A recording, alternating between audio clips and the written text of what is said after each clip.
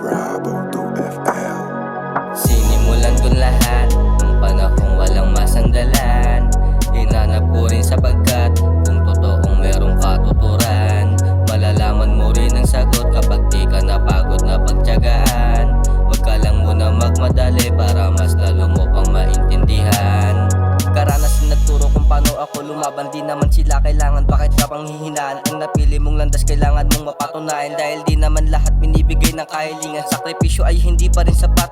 Naipon ng pagod ang mga pawis ay biglang pumapatak. Kahit biglaan dumilin, takip silim kang tatata. Kahit hindi ka matunog, ikaw pa rin kinakagat.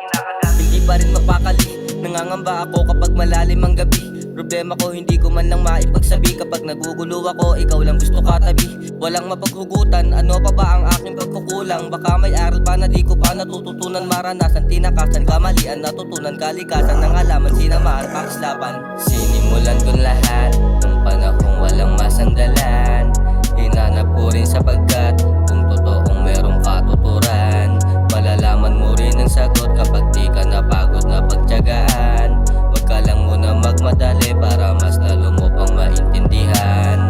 Sa daming iniisip, itim na panaginip. Sa daming desisyon, mali pala ang pinipilit. San ka man mapalagay na sa kamay mo lang ang guwit. Konting oras na kanta, hindi nyo man lang maisingit o masilip. Talsikan ng dugo ang sumisirit, para bang pinutukan ng 4-5 sa aking isip. Pag nalimot ng lahat ang masakit kong panaginip, na baka masayan lang ang sakripisyo at pagsusulit.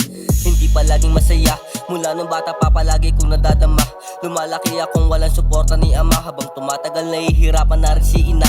Kaya ako'y nagsikap nang sa ganun hindi na mangulilat. Hindi rin madali ang sinasabi niya sumikat. Walang kasong inabusot, walang bilang sa suporta. Pinag-iigihan pa para hindi nyo na makontra.